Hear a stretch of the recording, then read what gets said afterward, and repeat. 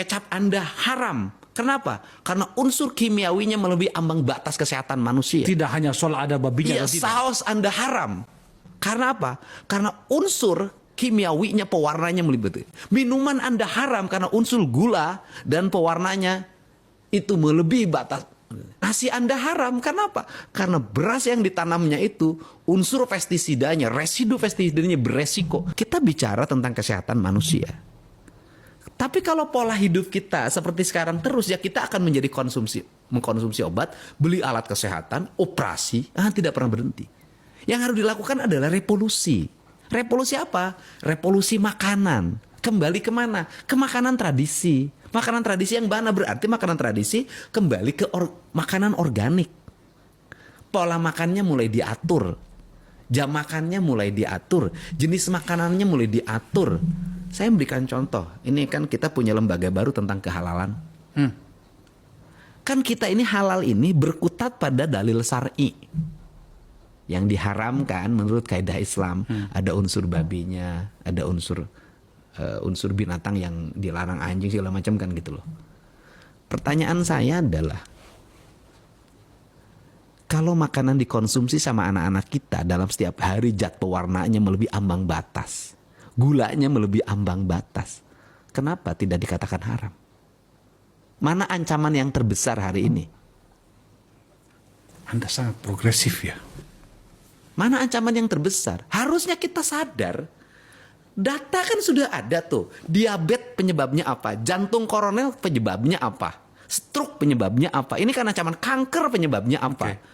Kan ini harus segera dirumuskan. Kalau penyebabnya ini, pertanyaannya adalah, ada nggak sih kita berani mengatakan, kecap Anda haram? Kenapa? Karena unsur kimiawinya melebihi ambang batas kesehatan manusia. Tidak hanya soal ada babinya Iya, atau tidak. saus Anda haram.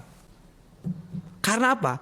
Karena unsur kimiawinya, pewarnanya melibatkan. Minuman Anda haram karena unsur gula dan pewarnanya itu melebihi batas.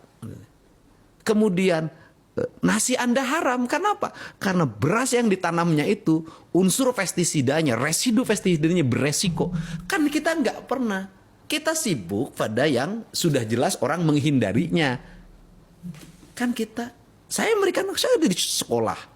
Di sekolah ada pelajaran biologi. Pelajaran biologi sekolah itu menjadi aneh-aneh. Tidak mempelajari yang realitas hidup. Itu aja terus aja bongkar katak. Kenapa sih sekolah biologi tidak lagi mengajarkan anak-anak makan makanan yang ada di lingkungan sekolahnya? Kenapa makanannya nggak dibawa ke lab? Kemudian siswanya nanti disuruh mempelajari apa yang dampak dari makanan yang dimakan tuh bagi kesehatan tubuhnya. Kemudian siswanya mulai personal, golongan darahnya apa, tekanan darahnya berapa, ini cocok makanannya apa. Saya kan ingin masyarakat ini sehat. Masyarakat Sunda sehat. Nah, kita ini kan belajarnya aneh. Belajar sistem ketahanan pangan misalnya. Sudah jelas kok, yang punya ketahanan pangan tuh masyarakat adat. Orang Baduy itu punya ketahanan pangan 150 tahun tanpa menanam, mereka masih bisa makan anak cucu. 150 tahun. Iya, karena kan Mereka punya. leitnya punya. Dan itu juga di Cina, juga di Tiongkok ada saya lihat. Di Thailand saya lihat begitu. Kenapa sih studi kita tidak belajar bagaimana mengelola? Kita ngomong tentang ketahanan pangan nasional. Pertanyaannya adalah gudang kita di mana?